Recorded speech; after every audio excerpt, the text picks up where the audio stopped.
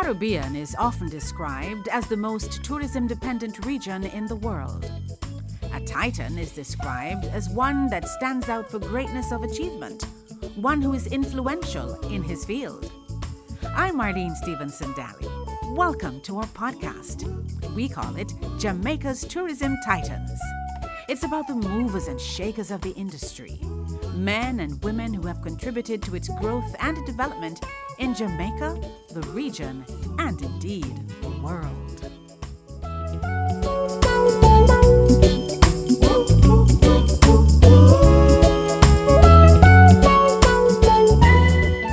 Hello there. It's so good to be with you again inside Jamaica's Tourism Titans.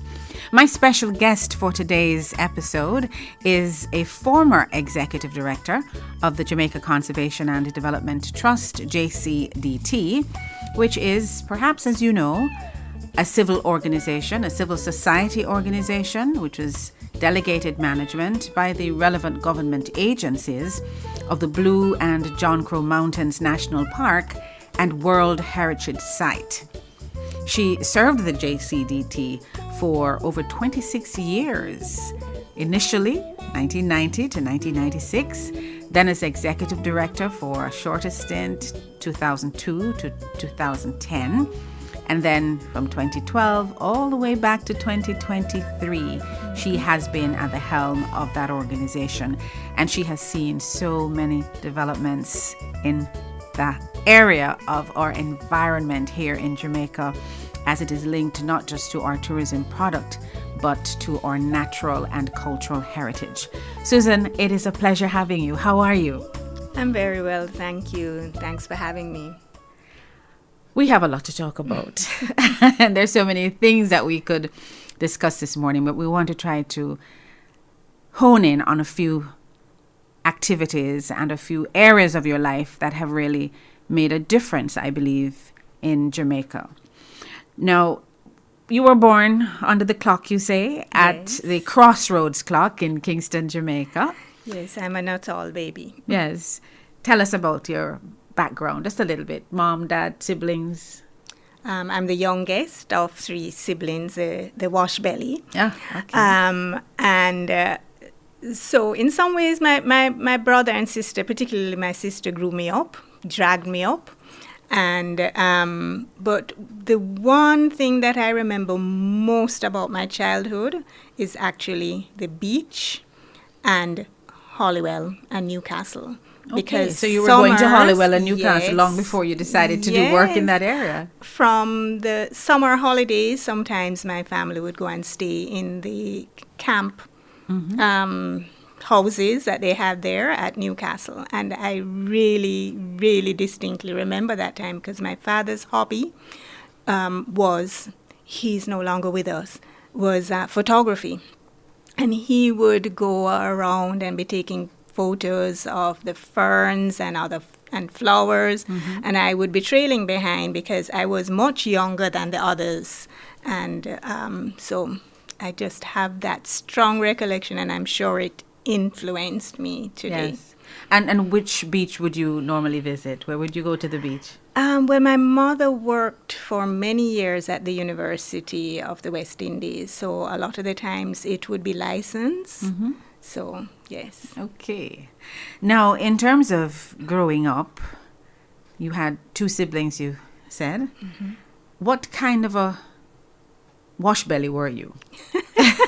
What kind of a little girl were you? And what did you want to be when at that time when you say to yourself, what do I want to be when I grow up? What was that dream? I was a reader. I would just devour any book at all from very young. And then I wanted to be a veterinarian. That was my first interest. And then my father said, you know that it will be cows and goats that you'll have to look after. It wasn't like nowadays when everybody has a little poodle or a chihuahua or whatever. So that put me off a little, and that was in high school. And then sometime around coming up to fifth form, I started to get interested in the environment and environmental science. And I remember watching Jacques Cousteau in black and white. Yes. Oh boy. under the sea and the coral reefs and so on. And so then I decided I wanted to study in that field and marine biology and so on. And that's what I ended up doing at UWI. So take us back to St. Hugh's High School, Fidelitas. What are your fondest memories being a part of the St. Hugh's family? Well, there are so many, and I'm the president, outgoing president. We have our AGM in early October, but I've been the president of the Past Students Association for 4 years, and then before that I was secretary for umpteen years. Great. And I've been really involved because I recognize the role that that institution played in me being who I am. And so many of my friends and colleagues, every AGM we have what we call the swan story. And people just share. And it's like the same story in different words, because the teachers and just something about the philosophy of the school, I think you'll find that a lot of St. Hugh's past students are talkers, were able to communicate and share that our environment opinions. provide that kind of... They really do emphasize, you know, being able to share your opinion and speaking out, also giving voice to others who aren't able to. And I think it has really had a strong influence with respect to many of our past students. Are some of the values that you learned there that would have taken you into the rest of your life? Excellence is the first one that comes to mind. And, you know, to excel in everything that you do, to do your best in everything that you put your hand to. And then I think the other one is fidelitas or fidelitas. As I was saying earlier, I think one of our past students and distinguished past student, Faye Ellington, so a communicator, told us that it's really fidelitas. So I try to say it that way, but that's loyalty. And it is something that is really emphasized, loyalty to yourself and what you believe in, loyalty to your family, your friends, your school, your country. And therefore, if you have that loyalty, you want to do your best for that particular entity because you want it to succeed. So you left St. Hugh's High School having an idea that you wanted to work in the environmental sciences, and you went on to the University of the West Indies. That's correct. All right. Just tell us a little bit about your time there. What exactly did you study? Marine sciences, marine biology, botany, zoology courses. I started out, though, my first year with chemistry as well, and boy, that was a struggle. Didn't do so well at all.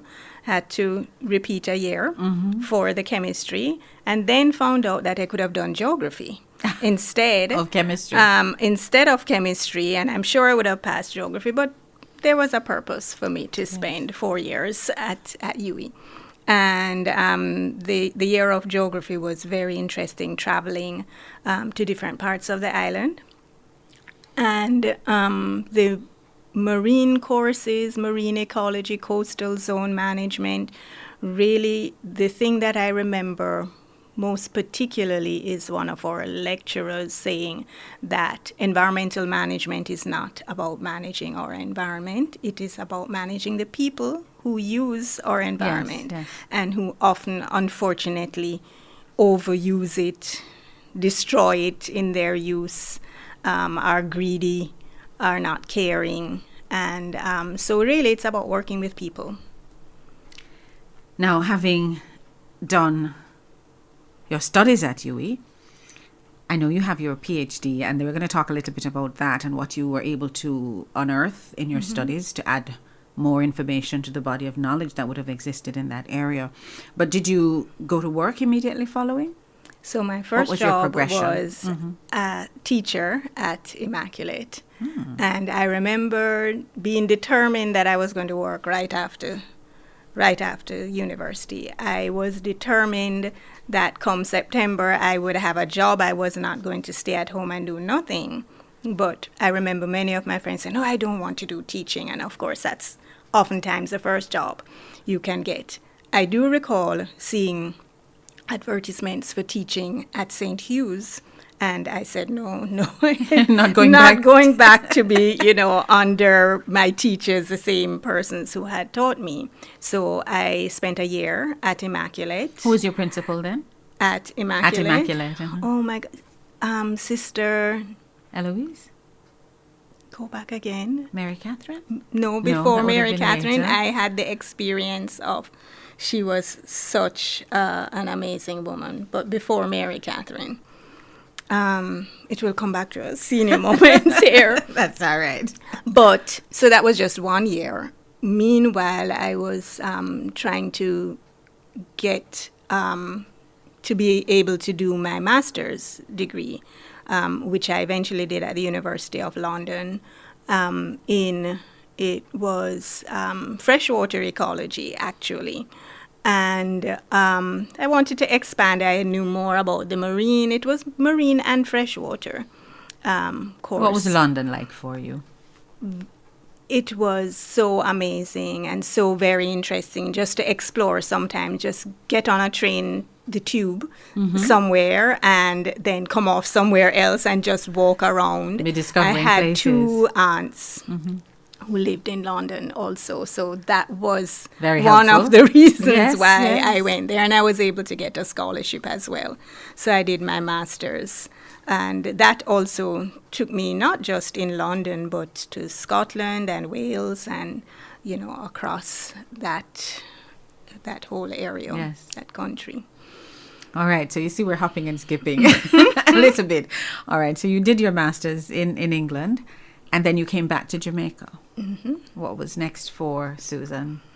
Well, life for me has always had a way of just leading me. So while I was in England, I met Commander Rodriguez and Michael Rodriguez, and he was at the time a member of the currently he's the chairman of JCDT, but at the time he was on the board.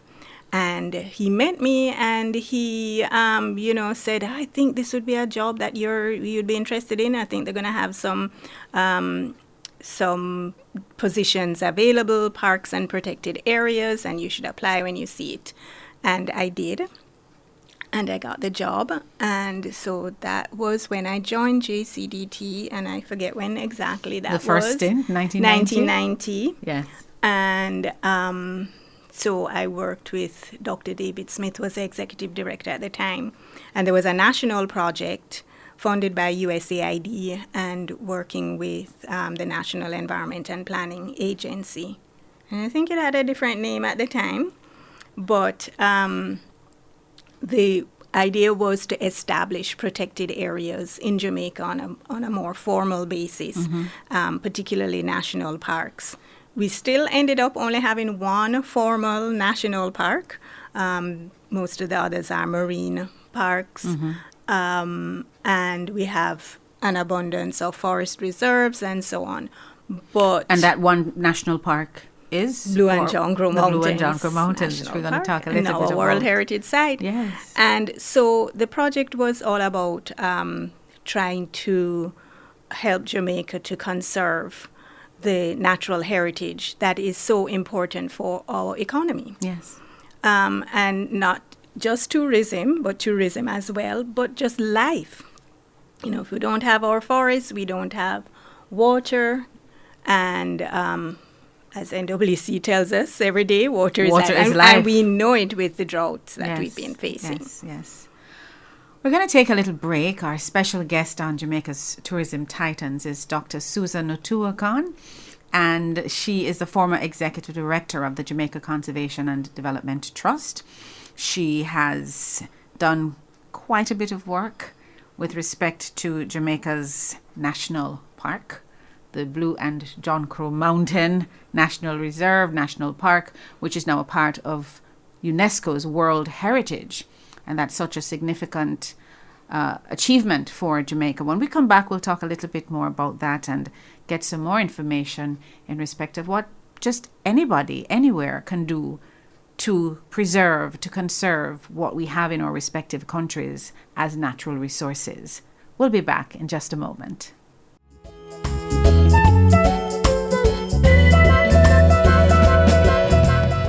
In tourism, the people are the product. Yes, they are one of our industry's most important assets. They help create memorable lifetime experiences. They, through their service, make the difference.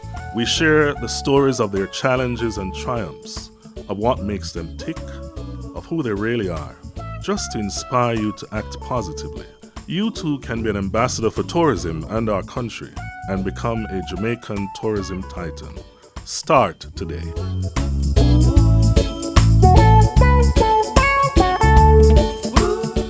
TPDCo's Explore Jamaica has insights into licensed tourism entities across Jamaica. Visit the Google or Apple Play Store and download the app today.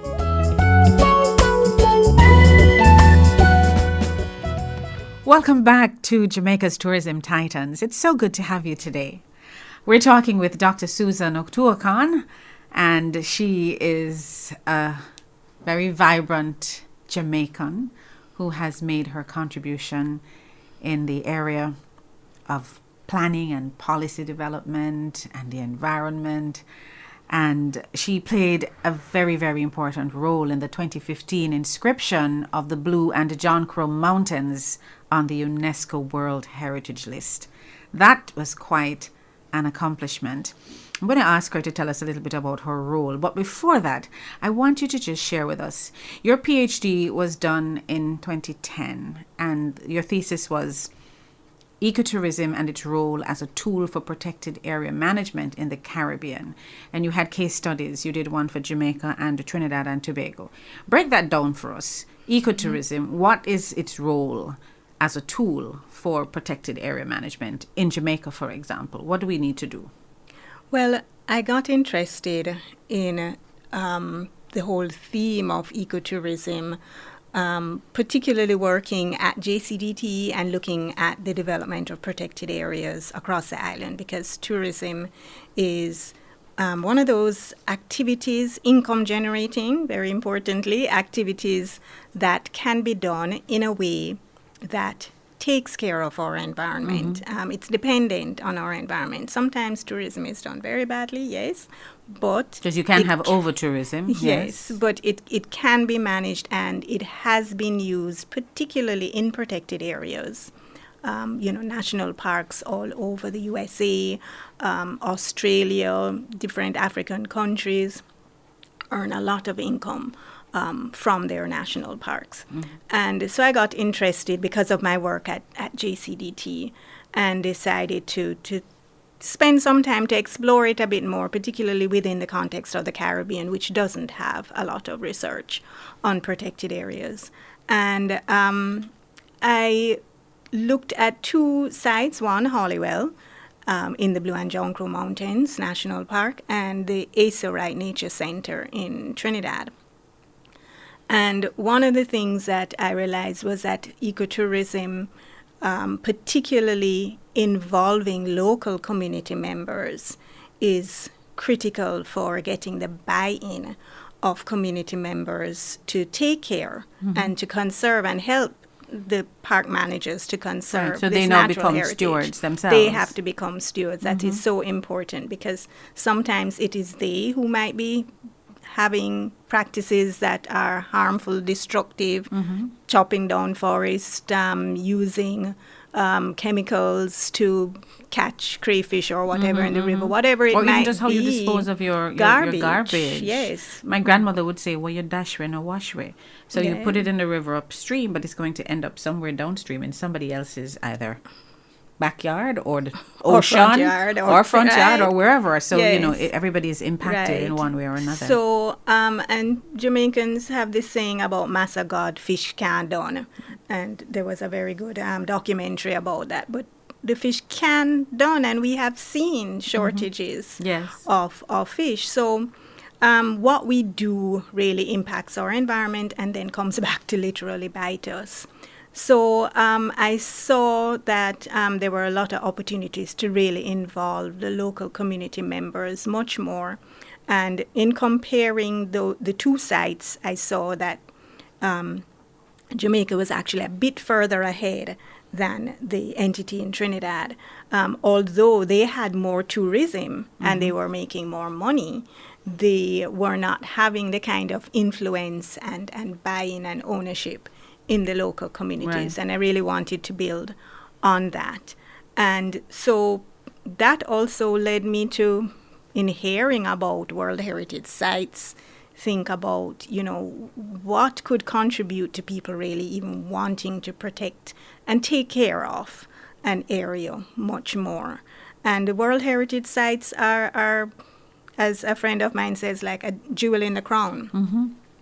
And it's something that most other countries hold up very highly. I know you said we're going to talk about pet peeves, but one popped into my head. We really need to have something at Norman Manley International Airport welcoming us to Kingston as the home, or one of the entryways to the Blue and John Crow Mountains. Yes. But so World Heritage then became something that I sort of used as a rallying point. And while I was at JCDT as executive director and park manager, started to ask the government agencies, do you think this is something that would be useful? And everybody got quite interested. Yes. Had we known that it would have taken us about 10 years and that we had to apply once and, get told, no, this is not good enough, go back to the drawing board, I don't know if we would have taken it on. It was a lot of work. Yes. And your role in pulling all the collaborators together and seeing it through and getting all the administrative, all the paperwork, tell us about that, because I'm sure 10 years would not have been a short time by any stretch of the imagination. And 2 of the years I was actually out of country and we won't get a chance to talk about this, but I had the opportunity to live in West Africa for maybe about 15 months. And some of the time when the first evaluators came to Jamaica, I think it was maybe around 2012 or so, I was actually out of country, or 2011. And that was when the effort didn't go as well as we had hoped, and there were many questions that we had to answer and improvements to the document that we had produced. And then I came back to Jamaica 2011 just after that, and went to work again. So it was really rallying with the team from the Ministry of Culture, particularly Ministry of Culture, Jamaica National Heritage Trust, and there were many, many visits to communities because we had to ensure that the community members wanted this, that they understood, because the evaluators do go out into your country. So it's not just about writing and saying that you're the best of the best. Sample. They check all the references. We had to make contact with people all over the world who had done studies of forest ecology in Jamaica to vouch for us. And there were quite a few sleepless nights and many forays deep into the forest, and then out with the evaluators when they came. And I'll never forget, and this is why I say everyone should hike the Blue Mountain Peak Trail at least once in their lifetime, because that day, and it was close to the end of their trip, when they hiked up, I lagged behind because I was feeling a little bit disappointed and very concerned. So I let them go ahead with one of the rangers. It was Ryan Love. And they came back down while I was still going up. And they said, wow, I think you guys have it. And that there was just something about that experience which sold them. So for Jamaicans, for example, who are listening in, and certainly our listeners who are all across the world, what is so special about this space, the Blue and John Crow Mountains, which is now a UNESCO World Heritage Site? You said everybody should at least try to make that climb to the peak at least once in their lifetime. I had an appointment to do so and something else happened and I didn't make it, and I don't know if I can still do it with my knees. But what is very special about that space, so that it now has that designation?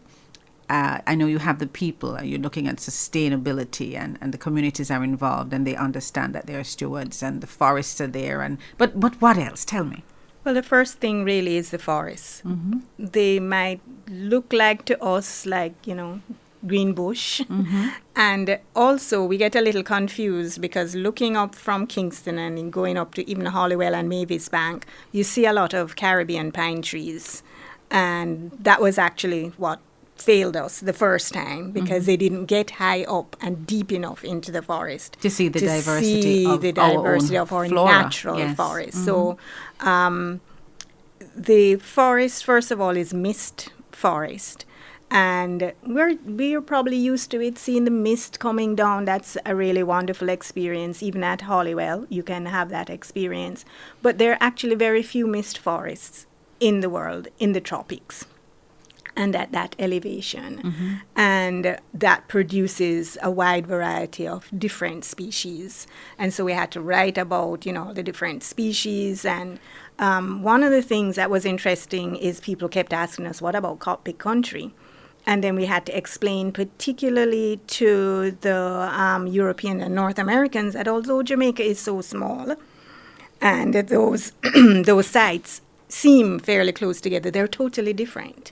The species in one part of the island are quite different from the other, particularly with regard to the plant species. Maybe the animals are somewhat similar, but even the giant swallowtail butterfly, that's the emblem of the Blue and John Crow Mountains, they believe, the scientists, that the same butterfly in the Cockpit Country is actually a different species. And I know that there is work at the moment to investigate the genetics. Yes, and see the differentiation of the two. Because, for example, our streamer-tail hummingbird, our national bird, exists all across the country. But in Portland, St. Thomas, you have the black-billed streamer-tail hummingbird.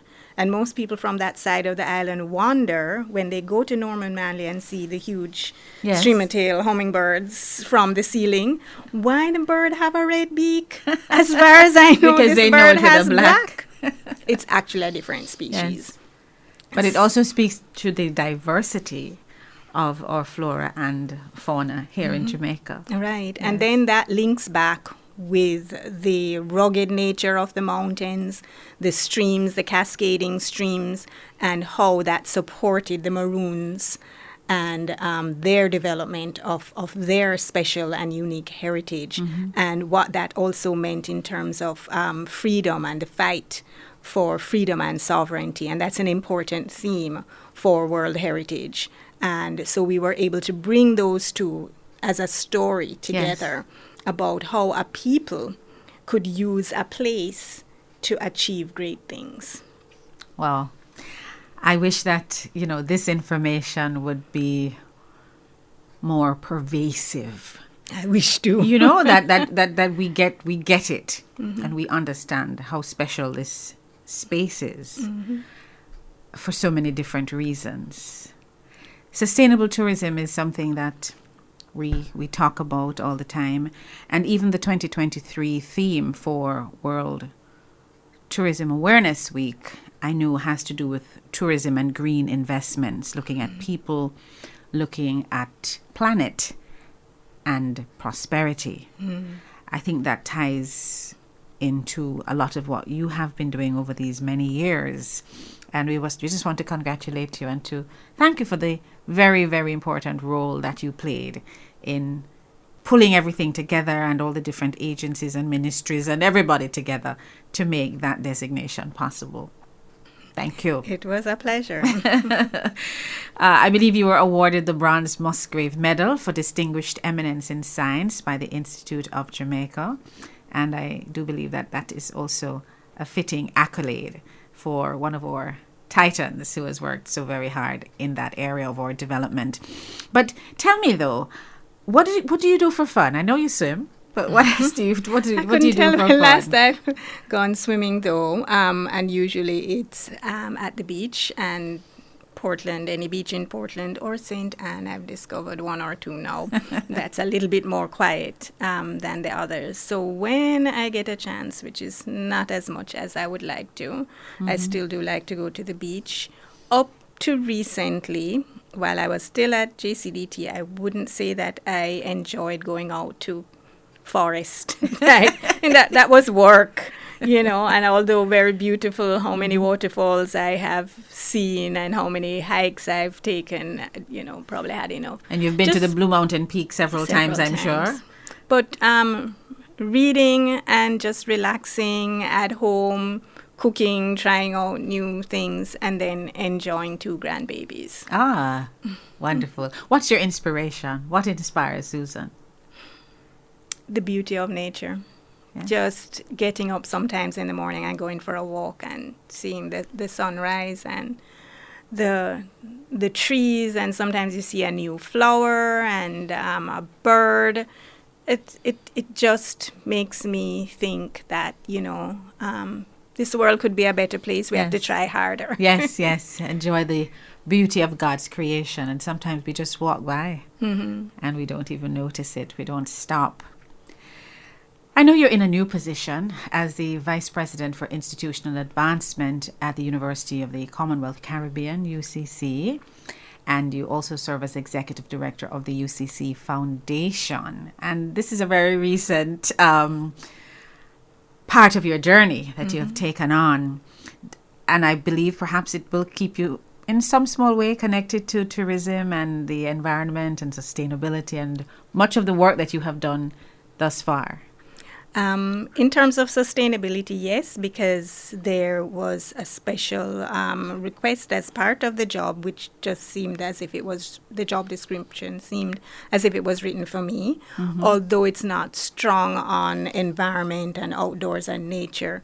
The organization in our new strategic plan, 2023 to 2028, one of our goals is to adhere to the UN Sustainable Development Goals. And so I've been tasked with really enhancing sustainability and resilience in the organization. But my job is really about advancing the institution by ensuring people know more about what we do, not just the programs and the degrees, but what we do in terms of building capacity and helping others, and by trying to ensure that more people can get an education through our scholarship program. So we will be looking at building the foundation, involving alumni, much more, involving all our staff in the work of the organization, in communities, and also looking at environmental sustainability. I have 2 final questions for you. One has to do with what would you consider your most difficult challenge to date? And what would you, in reflecting, see as perhaps one of your best accomplishments?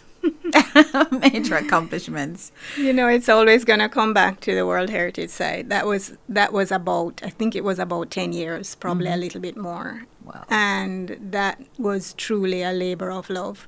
And there was a team of us, and Deborah Palmer at the Ministry of Culture comes to mind, Janice Simpson as well, Jacinth Simpson. Because particularly when the first nomination was turned down, we were almost devastated. Right, broken. But we learned so much, and we went back and got it together. And I remember, so the current minister has been quite influential, as well as the previous minister.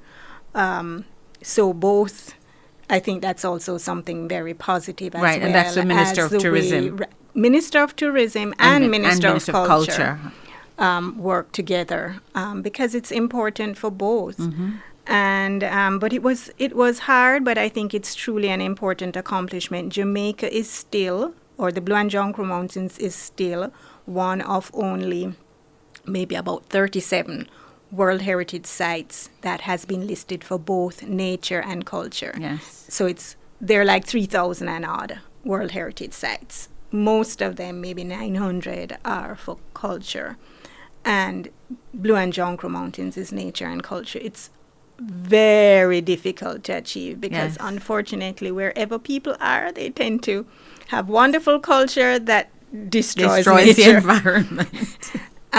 So it's a great accomplishment. I think it's one that Jamaica could do a lot more with. The reality is, and I'll touch on another pet peeve, which is planting trees, which is important, but we also need to take care of the trees, and we need to ensure that they actually grow, because sometimes they can get overgrown or goats eat them down or whatever. But also taking care of the trees that already exist, the fully grown trees in our forests, and there's not enough funding for that. Yes, you plant a tree not just for you, but for the next generation and the next. You may never eat a fruit from that tree, but your children and your grandchildren, Right. I believe, will. Right. If you take good care of it, no. Exactly. So we can do that in our own yards, even on a veranda, or just a plant. But we also need to make a contribution to organizations that are conserving our existing forest. The Blue and Jonquil Mountains is over 40,000 hectares, which, if people still think in acres, which we shouldn't be, but it's over 100,000 acres. So it's a huge area. And the majority of that is actually natural forest.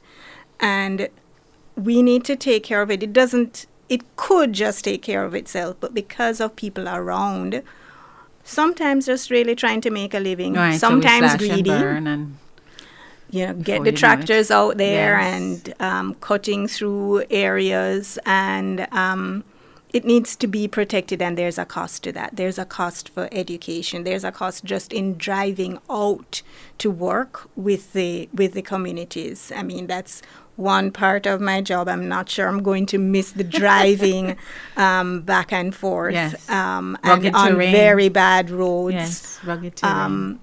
But, that's what sustainable development is about. And if we want to see our country really move ahead, and we talk about prosperity and so on, it's just not possible unless we take care of nature, and that includes people, because we are, of course, part of the natural heritage. Yes. Dr. Susan Otuokon, it has been a pleasure, and it has been enlightening talking with you on Jamaica's Tourism Titans. We want to wish you well as you step into a new role and on this next leg of your journey. But we want to also thank you for the work that you have done.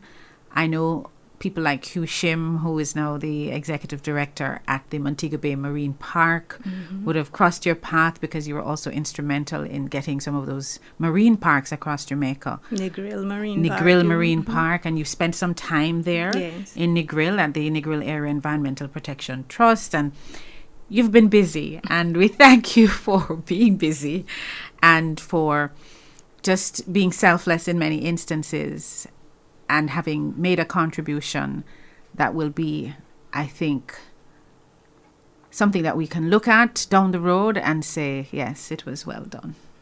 Thank you so much. It has Thank been a you. pleasure. Thank you so much. God bless. Please join us next time for another episode of Jamaica's Tourism Titans. Today it was our pleasure to have Dr. Susan Otuokon, and we invite you to join us next time for another Jamaican Tourism Titan. Thank you so much for listening to Jamaica's Tourism Titans. We welcome your feedback at letusknow@tpdco.org. Leave us a comment, share, like, and follow us on Instagram, Facebook, and Twitter at TPDCOJA. I'm Marlene Stevenson Daly. See you soon.